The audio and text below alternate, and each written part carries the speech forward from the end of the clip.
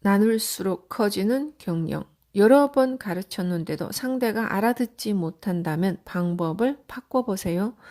방법을 달리하면 결과도 달라지거든요. 5년이 흐르자 직원이 20명이 넘었다. 언제나 사람 다루는 일이 제일 골치 아픈 법이다. 웃으면서 친절히 가르쳐줘도 못 따라하는 사람이 곧자리 있다. 간혹 가희는 직원을 채용하고 교육을 시키면서 화가 꾹 치밀 때도 있었다. 물론 입으로는 어둠의 언어를 절대 말하지 않았지만 그러한 노력이 역부족인 직원이 한두 명은 꼭 있기 마련이다. 가희가 M에게 고충을 털어놓자 그는 이렇게 말했다. 아무리 성실히 가르쳐 주어도 못 알아듣는 직원은 분명히 있어. 어쩔 수는 없는 일이지. 그런데 가만히 생각해봐. 혹시 가르치는 방법이 잘못되지 않았는지, 늘 똑같은 방식으로 여러 번 가르쳤는데도 상대가 못 알아듣는다면 방법을 바꿔봐야 해. 방법을 달리하면 결과도 달라지거든. 직원들을 나무라기 전에 자신의 방법이 괜찮았는지 생각해봐. 경영자는 늘 그런 점에 지혜를 짜내야 해. 부하 직원만 나무라고 다그치면 다 된다고 생각하는 경영자가 의외로 많아. 그런 경영자는 게을러서 그래. 직원은 부모의 마음으로 보살펴야 하거든. 부모의 마음이라니요. 부모는 아이한테 무엇이든 다 잘해주고 싶잖아. 자기들보다 훨씬 잘 되기를 바라고 행복하기를 바라거든. 그러니 직원들을 자기 자식이라고 생각하면 화를 내거나 다그치지 않겠지. 진정한 부모 마음을 지닌 경영자라면 말이야. 그래서 부모의 노력을 하지 않는 경영자를 게으르다고 말하는 거야. 직원들이 많아지면서 지금보다 더 큰 사무실과 창고가 필요했다. 그녀는 되도록 직원들의 편의를 위해 도심지에 사무실을 얻고 싶었다. 내친 김에 은행 융자라도 얻어 작은 빌딩이라도 하나 소유하면 어떨까 싶었다. 이번에는 돈 많고 장사 잘 된다고 과시하는 게 아니라 순전히 직원들을 위함이었다. 또 3층짜리 건물 정도면 층 하나는 전세로 줄 요량이었다. 나중에 땅값이라도 오르면 더더욱 좋을 듯 싶었고 M도 굳이 다른 의견을 내지는 않을 거라고 생각했지만 이번에도 M은 전혀 다른 생각을 내비쳤다. 돈을 벌고 성공했다고 해서 반드시 잘나서 그런 건 아니야. 늘 주위 사람들의 도움을 받았기 때문이지. 손님들에게 상품을 팔아서 돈을 벌었으면 손님만큼 고마운 사람이 없어. 손님 중에는 내 집조차 변변이 없는 사람들도 많을 거야. 그 사람들은 조금이라도 아껴서 작은 아파트라도 사는 게 소원일 수도 있어. 그런데 막상 돈을 모아서 아파트를 사려는데 땅값이 너무 올라. 오랜 희망이 눈앞에서 좌절된다고 생각해봐. 손님들한테 몹쓸 짓을 하는 셈이지. 돈을 벌고 성공하되 본인이 직접 살 집이면 모르지만 땅 투기나 아파트 투기는 하지 말아야 해. 그게 상품을 사주는 손님들에 대한 예의야. 가희는 빌딩을 소유하려는 욕심을 접고 M의 권유대로 직원들의 독립을 도와주기로 했다. 행복을 나누어 주면 더 행복해지고 빛의 언어를 말하면 더 행복이 들어오는 듯 직원들의 독립이 모두의 독립이요 행복이었다. 오랫동안 일했던 직원 중에 제일 열심이었던 한 여성에게 대리점을 내주면 어떻겠냐고 M에게 건의했다.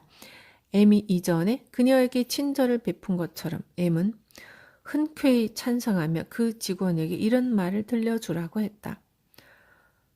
새가 하늘을 나는 광경을 본 적이 있을 거야. 대개는 삼각형의 모양으로 나는데 선두에 날고 있는 새들이 열심히 날개짓을 하면 상승 기류가 발생해.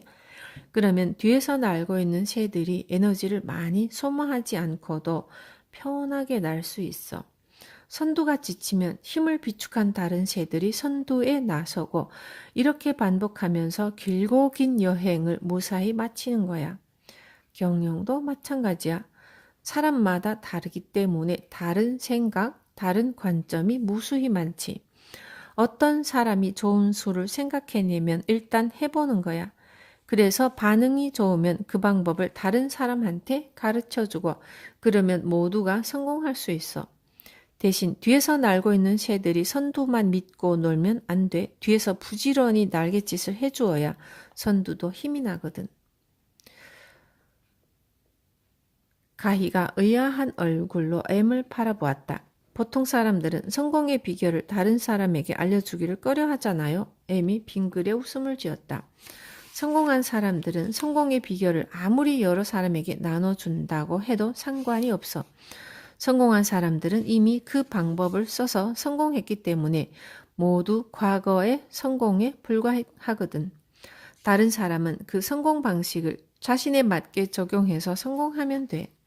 성공한 사람들은 또 분발해서 다른 성공 방식을 고안해내면 되고 말이야. 조금 성공했다고 그 성공 공식을 자리 밑에 깔고 앉아서 위세를 떨면 빈곤한 성공에 지나지 않아. 자기가 알고 있는 걸 모두 알려주면 신이 알아서 다시 지혜를 채워주니까 걱정할 거 없어. 가희를 포함한 직원들은 너나 할 것 없이 신입사원이나 알바생에게 정성껏 업무를 알려주었다. 웃으면서 빛의 언어를 말하고 조금이라도 장점이 있으면 즉시 칭찬해 주었다. 그 보답은 그대로 돌아왔고 가희의 대리점은 새들의 힘찬 날갯짓처럼 여행에도 먼 여행에도 지칠 줄 몰랐다. 화를 자주 내는 사람은 바보, 말 그대로 바보이다. 화를 자주 내서는 안 된다. 화를 내기 전에 꼭 화를 내야 할 상황인지 스스로를 돌아봐야 한다. 최소한 사흘만 더 생각해보자. 사흘이 지나도 화가 나는 일이란 세상에 거의 없다. 그만큼 화는 순간적이고 충동적인 감정이다. 그 감정은 얼마든지 스스로의 힘으로 다스릴 수 있다. M의 성공 수업.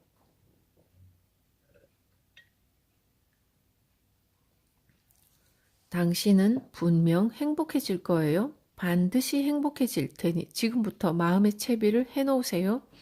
사람은 누구나 행복할 의무가 있고 당신은 충분히 행복할 자격이 있는 사람이니까요.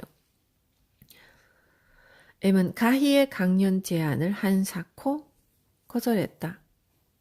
가희는 이번이 처음이자 마지막이라고 간곡히 청했고 그럴 때마다 M은 자신은 그다지 훌륭한 사람이 아니라고 완곡히 거절했다.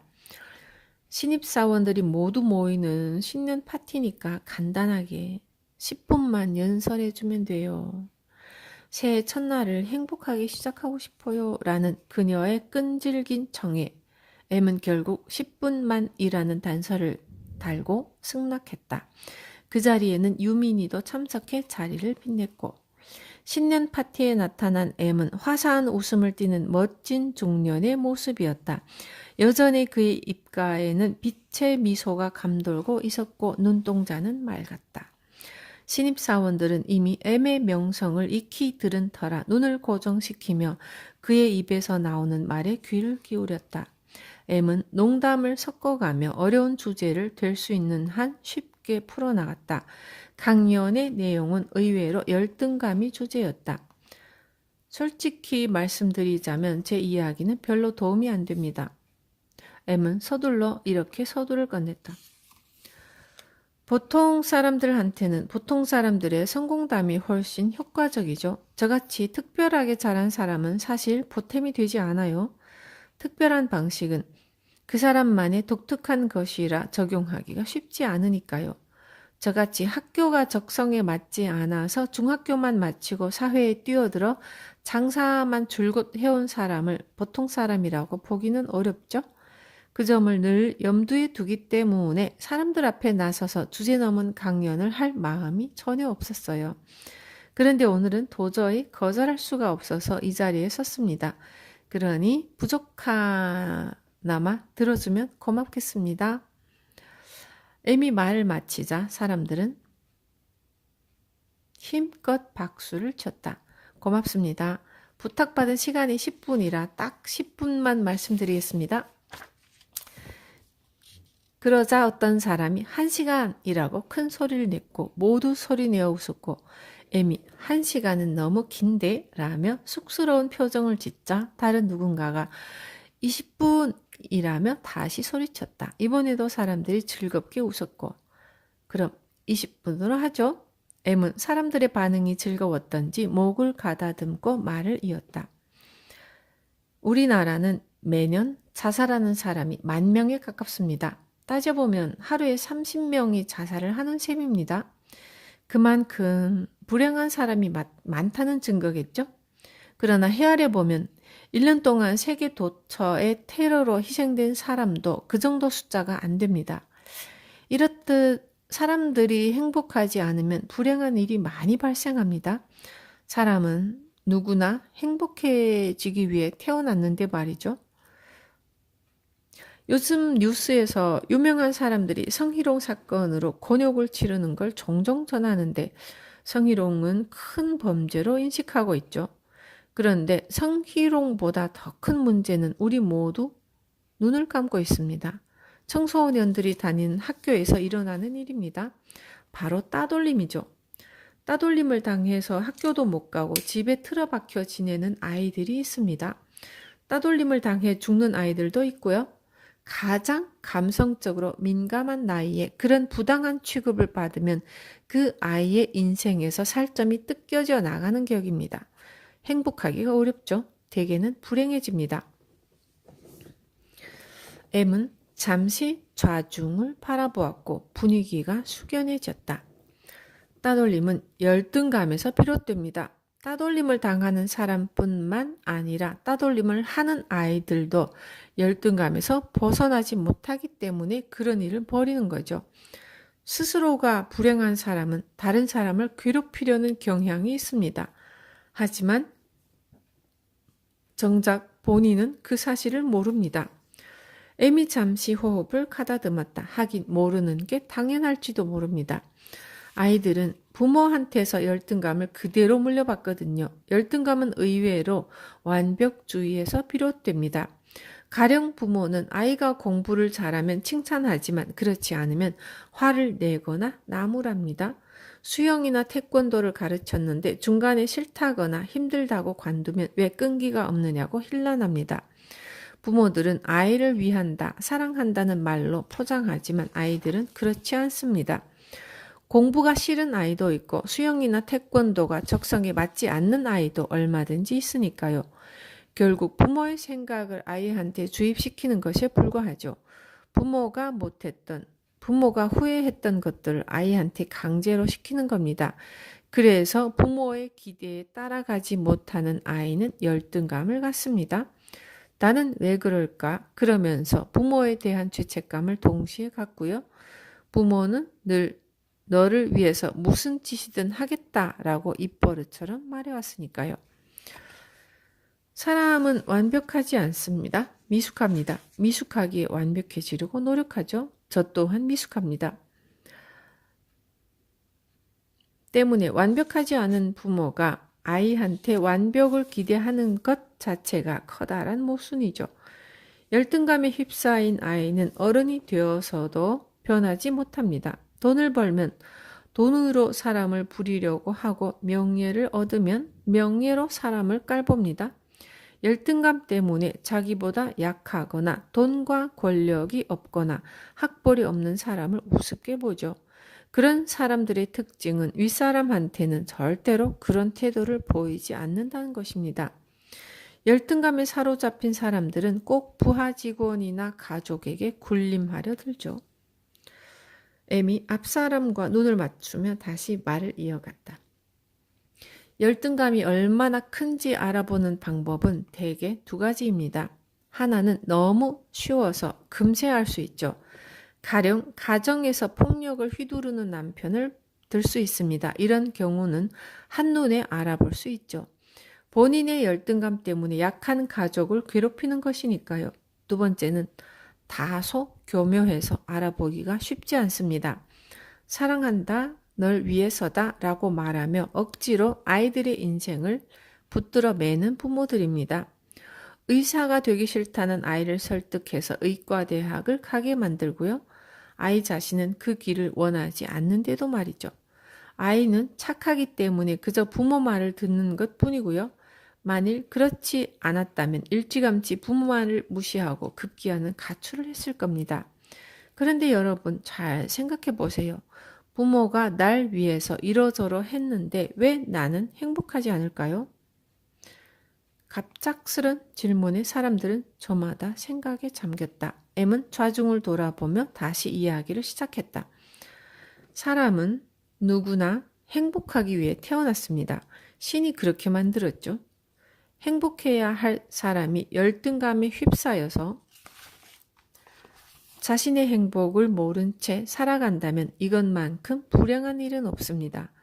방법은 간단합니다. 이제라도 누군가 이제 그만 열등감을 버려라 라고 말하면 되죠. 우리 마음속에 사이비 재판관이 있다는 사실을 아십니까? 보통 죄를 지으면 한 번 벌을 받으면 끝날 겁니다. 그런데 우리 마음속에 사이비 재판관은 똑같은 벌을 계속해서 내립니다. 지나간 일이고 이미 벌을 받았는데도 자꾸 상기시켜서 죄책감을 들게 하고 열등감을 만들어내죠.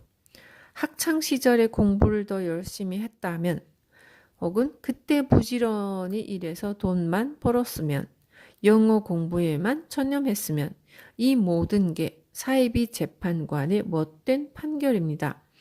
여러분이 공부를 열심히 안 하고 돈을 부지런히 벌지 않고 영어 공부에 전념하지 않은 것은 여러분의 IQ가 낮거나 끈기가 없거나 앞날을 보는 해안이 없었기 때문이 아닙니다.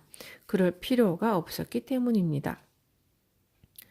지금 여러분이 가지고 있는 재능, 여러분을 둘러싼 환경은 모두 필요하기 때문에 만들어지고 갖추어진 것이죠. 그러니 죄책감이나 후회는 하지 않아도 됩니다. 안심하세요.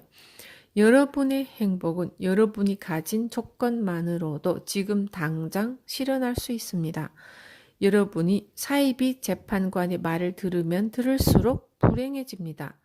과거의 사슬에서 결코 벗어나지 못합니다. 그러니 이제 단호하게 사이비 재판관과 인연을 끊어야 합니다. 불행한 사람은 다른 사람을 괴롭힙니다. 불행한 나라는 다른 나라를 침략하고요. 모두 열등감 때문이죠. 자신의 열등감을 보상받으려고 자기보다 약한 사람이나 자국보다 힘없는 나라를 공격합니다. 이제부터 여러분은 반드시 행복해질 테니 그에 대한 마음의 채비를 하세요. 사람은 행복할 권리가 있다고 하죠? 아닙니다. 절대 아닙니다. 행복은 권리가 아니라 의무입니다. 그렇습니다. 행복은 의무입니다. 세금이나 병력처럼 반드시 치러야 할 의무입니다. 그래야 다른 사람들을 괴롭히지 않습니다. 여러분은 행복을 의무처럼 지켜야 합니다. 지구상에서 여러분 한 사람이 행복해지면 적어도 지구상에서 불행한 사람이 한 명 줄어듭니다. 그러니 행복하십시오. 모든 사람은 반드시 행복해야 할 의무가 있습니다. 갑자기 사람들 속에서 우레와 같은 박수 소리가 터져 나왔고 박수는 한동안 이어졌고 M의 말에 뜨겁게 공감한다는 표시였다. M은 강연 끝머리에 다음과 같이 덧붙였다. 먼저 자신이 행복해지십시오. 다른 사람의 행복은 신경 쓰지 않아도 됩니다. 자신이 채워지지 않으면 남한테 나눠줄 수 없습니다. 그러니 먼저 이기적인 행복주의자가 되어야 합니다.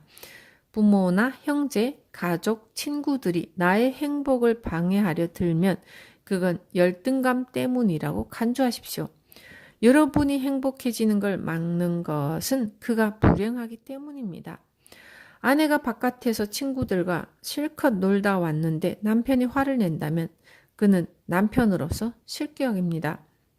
아내가 행복한 걸 인정하지 못하는 남편이기 때문입니다. 그런 사람은 왜 나도 없는데 행복하지? 라는 속 좁은 의문을 갖죠. 그러다 보면 아내는 바깥에서 아무리 재미있어도 집에서는 즐거운 티를 못 냅니다. 상대방이 행복하면 오늘 즐거웠어? 라고 물으십시오. 상대방의 소박한 행복을 종이처럼 구길 필요는 없습니다. 여러분이 하고 싶은 일, 이걸 하면 정말 행복하겠다는 일을 서슴없이 하기를 바랍니다. 행복을 주저하는 부정적인 언어, 즉, 넌 안 돼. 그건 아무나 하냐? 등의 불행한 언어를 행복한 언어로 바꾸세요. 여러분 자신이 행복하지 않으면 결코 가족이나 형제를 행복하게 해줄 수 없습니다. 여러분의 행복을 가로막는다면 형제나 친구도 안 만나는 게 좋고요. 뉴스를 보면 차라리 안 만났으면 죽지도 않고 다치지도 않을 사람들이 많죠. 형제나 친구, 가족이기 때문에 불편한 만남을 지속하는 건 불행입니다. 그러다가 다치고 죽는 경우가 발생합니다. 여러분의 운물이 행복으로 채워지고 두레박으로 건지면 빛의 언어가 올라올 때 그때 주위 사람들에게 행복을 알려주세요. 행복은 의무라고 말입니다. 사람들의 박수 소리가 더욱 커졌다. M의 강연 내용을 머릿속에 정리하면서 가희는 가슴 한편이 따뜻해졌다. 오늘 적어도 지구상에서 불행한 사람이 한 명쯤은 줄어든 것이 확실했다. 사람을 성공으로 이끄는 계단이 있다면 바로 힘든 일이다. 힘든 일이 생겼을 때 힘들어라고 말하면 계단에서 한 발자국 쭉 미끄러지고 만다. 반대로 재밌네라고 말하면 한 계단 훌쩍 뛰어오르게 된다. 재밌네라고 말하는 순간 모든 사람, 신에게 힘들지 않다는 승리의 선언을 하는 것이기 때문이다. 지금 승리를 선포하라. 인생은 해답이 있는 시험 문제. 지금은 신이 선사한 최고의 선물이에요. 지금 행복하지 않으면, 지금 즐겁지 않으면 미래도 없죠. 행복한 지금이 당신 인생의 최고의 순간이랍니다. 신년 파티가 끝나는 게 아쉬웠던 사람들은 M의 이야기를 더 듣기 위해 생맥주집에 자발적으로 모였다. 남자에 비해 여자들의 숫자가 훨씬 많았다. M은 이번에는 딱히 거절하지 않았다. M의 주량은 맥주 2병 정도. 담배는 피우지 않았지만 흡연자를 싫어하지는 않았고 술집에 오면 담배 연기가 자욱한 게 오히려 어울리지 않느냐고 웃으면서 말했다. 사람들의 요청에 못 이겨 M은 짤막한 이야기를 하나 더 해주었다. 앞으로는 여자들이 득세하는 시대가 올 겁니다. 여자들이 남자들보다 훨씬 강하고 터프하거든요. 여자들의 깔깔대는 웃음소리가 실내에 울려 퍼졌다. 남자들은 여자들을 이기려면 3배는 더 공부해야 해요. 학벌이 아니라 지식이나 지혜를 쌓는 공부를 말입니다. 노력이라는 한자인 힘, 쓸, 노에도 계집, 녀라는 글자가 들어가잖아요. 자고로 노력은 여자와 함께 해야 된다는 말이죠. 여자들의 박수가 터졌고 남자들은 쑥스럽게 웃었고 M이 목소리를 좀 더 높였다. 여자들이 무엇에 행복해하는지 모르는 남편들이 많아요. 자기 아내가 예뻐지고 싶다면 벌레 씹은 표정으로 말하죠. 갑자기 왜?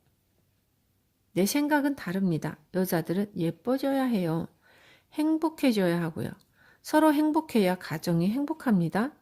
꼭 둘이서 동등한 행복을 찾으려 하니까 문제가 생겨요. 아내는 아내대로 행복한 길이 있고 남편은 남편대로 행복한 길이 따로 있습니다. 그러면서 서로의 행복을 축하해주고 격려해주면 됩니다. 자기 아내가 예뻐지면 얼마나 좋아요? 아내가 예뻐지는 걸 싫어하는 남편이라면 차라리 이혼하세요. 하하. M의 호탕한 웃음소리에 좌중도 즐거운 분위기였다. 삶은 누구에게나 힘듭니다. 힘들기에 행복하지 않으면 안 됩니다. 목숨명이란 글자를 살펴보면 아래쪽에 두드린다는 뜻의 고가 있어요. 때리다, 치다 라는 뜻도 되죠. 삶은 한 번쯤은 두드려 맞는 것이에요. 신은 인간을 시험하지만 우리 모두가 풀 수 있는 문제를 출제하죠. 얼마든지 풀 수 있는 문제이기 때문에 시는 웃으며 인간을 바라봅니다. 우리가 흔히 시련이나 고생, 위험이라고 부르는 것들은 얼마든지 우리 자신이 풀 수 있는 문제입니다. 한 번 두드려 맞고 나면 삶이 잘 흘러가죠. 그러니 빨리 두드려 맞는 사람이 운이 좋은 거예요. 에미 잠시 사람들을 둘러보더니 좋은 말을 가르쳐 준다고 했다. 바닷가 모래밭을 걷는 사람은 처음에는 걷기가 힘들지만 뒤돌아보면 자신의 발자국이 남아요. 반대로 아스팔트 위를 걷기는 쉽지만 뒤돌아보면 거기에는 아무런 자취도 남아있지 않죠. 그날 밤 가희는 에미 말한 시험이라는 말을 골똘히 생각했다. 하긴 지난날 베개를 적셔가며 눈물깨나 흘렸던 고민은 지금은 잘 기억나지도 않는다. 불과 몇 년 전만 해도 거품 경제로 나라가 망한다고 떠들썩하지 않았던가? 어쩌면 우리의 고민은 M의 말처럼 부질없는 것일지도 모른다. 일전에 M은 이런 말을 한 적이 있다. 사람한테는 필요한 일만 생겨. 불필요한 일은 절대로 생기지 않지. 가령 아버지가 알코올 중독자라거나 엄마가 어릴 적에 돌아가셨다면 그 또한 그 사람의 인생에서 절대적으로 필요한 환경이었기 때문이야. M은 그에 대한 비유로 한 이야기를 들려줬다. 한 남자가 가르침을 받으러 세상 최고라고 일컫는 무술의 고수를 찾아갔어. 고수는 그를 보더니 따라오라고 말했고 둘은 깊고 깊은 산중을 지나 까마득한 낭떠러지 계곡이 있는 곳에 다다랐지. 낭떠러지 사이로 낡은 통나무 다리가 놓여 있었는데 고수가 타고 있는 당나귀만이 간신히 지나갈 정도였어. 고수는 당나귀를 타고 콧노래를 흥얼거리며 낭떠러지를 아무렇지도 않게 건넜어. 남자는 몸이 떨려 도저히 한 발짝도 내디딜 수가 없었고 까마득한 계곡 아래로 이따금 떨어지는 돌소리만 들어도 머리칼이 곤두설 정도로 오금이 저렸던 거야. 남자가 물었어. 고수께서는 어떻게 평온을 유지할 수 있습니까? 고수가 대답했지. 내가 낭떠러지로 떨어질 확률은 제로일세. 왜냐하면 떨어질 이유가 없기 때문이라네. M은 또 덧붙였다. 인생의 시험 문제를 풀고 나면 신이 굉장한 선물을 내려. 그건 내가 보증하지. 그 굉장한 선물이 무엇인지 이제 가희는 알고 있었다. 지금이라는 신의 선물이다. 지금 행복하지 않으면, 지금 즐겁지 않으면 미래도 없다. 행복한 지금이 최고의 순간이다. 언젠가 책에서 읽은 구절이 기억난다. 사람들은 죽기 전에 대개 세 가지 말을 한다고 한다. 좀 더 사랑할 걸, 좀 더 참을 걸, 좀 더 즐길 걸. 위 말의 공통 분모는 모두 현재를 미래로 미룸으로써 생긴 후회이다. 가희는 가끔 M처럼 재미있는 비유를 만들어 보곤 한다. 가령 오늘 다시 태어났다는 느낌을 늘 간직하려고 어제는 전생, 오늘은 생일, 내일은 환생으로 간주해 본다. 어제 일어났던 일은 오늘이 되면 모두 잊혀진다. 오늘 다시 태어났으므로 어제 안 좋았던 일, 누군가와 싸웠던 일, 누구를 미워했던 일은 어제부로 끝났다. 마찬가지로 오늘 일어난 일은 오늘부로 모두 끝난다. 내일은 다시 새롭게 태어나니까 말이다. 그렇게 마음 먹고 가희는 아침에 눈을 뜨면 스스로에게 축하 인사를 건넨다. 다시 태어난 걸 축하해. 오늘이 내 생일이야.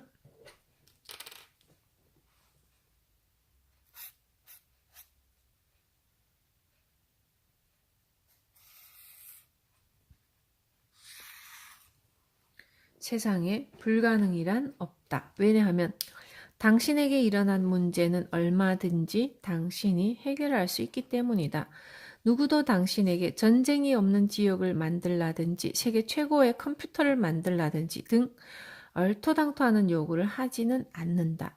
가끔 자신과 전혀 관계없는 일로 머리를 감싸면서 불가능하다고 말하지만 당신에게 일어나는 일은 모두 당신이 해결할 수 있는 문제들 뿐이다.